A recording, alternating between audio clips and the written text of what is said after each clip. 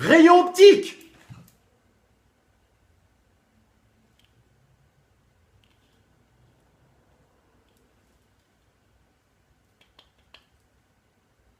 Bah merde, ça marchait tout à l'heure. Bon bah... Générique, hein.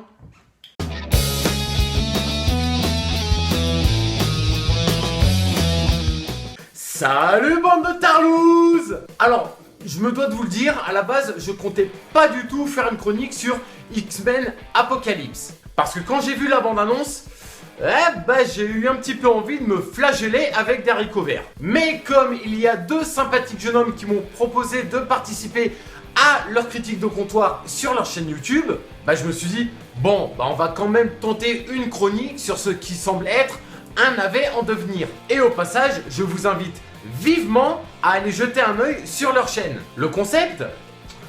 Tout simplement, on débat du film autour d'une bière à la sortie de la séance de ciné. Comment ne pas adhérer, quoi?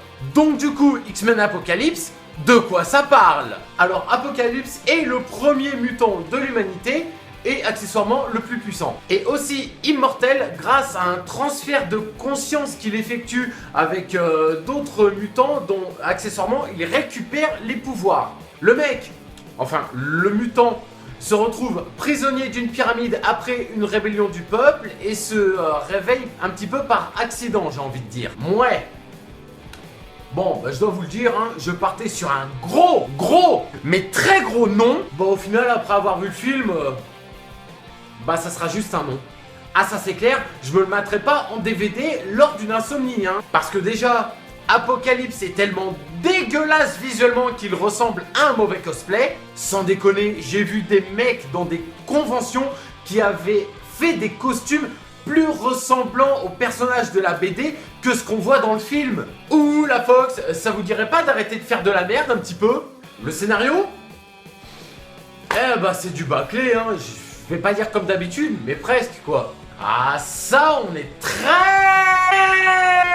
loin de la saga Age of Apocalypse, sortie il y a une vingtaine d'années chez Marvel. Saga que je vous conseille fortement si vous ne l'avez pas lu et si vous êtes fan des mutants. Quant au développement des nouveaux personnages, il est tout simplement inexistant quoi. Surtout en ce qui concerne Tornade, Angel et Psylocke, les nouveaux cavaliers d'Apocalypse, et qui pour le coup ont un background aussi profond que la culture générale d'un candidat des anges de la télé-réalité. Et c'est pareil pour Apocalypse, hein. Le mec se réveille après des millénaires en 1983, découvre le monde.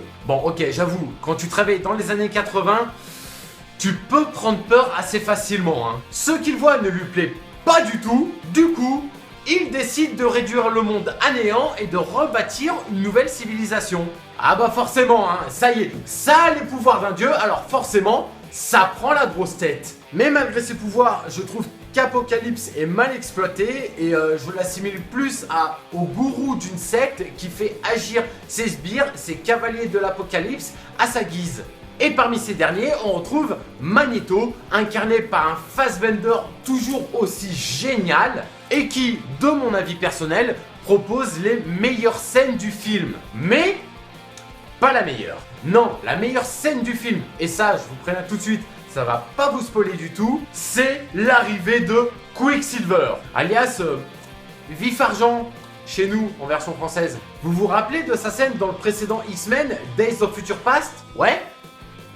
Et là, il nous l'a fait puissance 10. Le mec, il arrive tranquille avec ses baskets argentées, il sauve tout le monde, il troll comme un malade, le tout sur une musique culte des années 80 que je vous laisse découvrir. Mais malgré la vitesse du personnage, le film souffre quand même de sacrée longueur.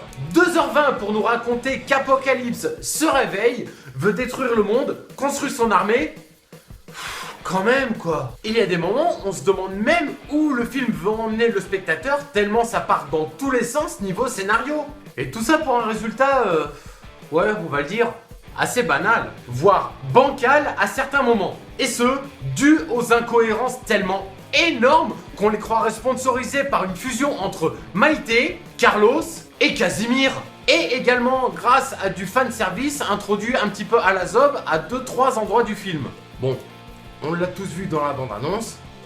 Charles Xavier perd ses cheveux. Ah, mais comment j'aimerais trop pas être à sa place! Wouhou! Ça fait vachement avancer le scénario tout ça, hein. Et puis, l'apparition de Wolverine qui ne sert à que dalle si ce n'est faire monter le taux d'hémoglobine dans le film. Le mec, tranquille, il débarque, il transforme quelques militaires en gazpacho et il se barre. Zéro intérêt. Heureusement que nous retrouvons des acteurs issus de First Class et Days of Future Past comme Jennifer Lawrence, James McAvoy et Michael Fassbender, qui ont été développés par le passé dans les précédents films et qui du coup ne nous déçoivent pas.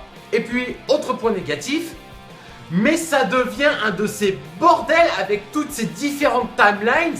Le spectateur lambda qui croit juste que cet épisode se déroule avant la première trilogie, ah mais il va être largué de ouf! Je pourrais détailler encore un peu sur le film, mais je vais vous laisser checker la vidéo des critiques de comptoir durant laquelle on approfondit vachement le sujet. Et en plus, nos avis diffèrent quelque peu, donc c'est vachement intéressant d'aller voir ça. Pour résumer, il n'y a donc pas besoin de connaître l'univers d'X-Men pour apprécier ce blockbuster. Les fans du comics, eux, par contre, ah mais ils vont se tirer les cheveux au point de se retrouver avec la même tête que Charles Xavier. Sur ce, c'en est fini pour cette chronique.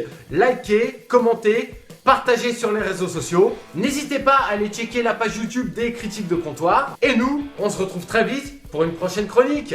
Allez, ciao!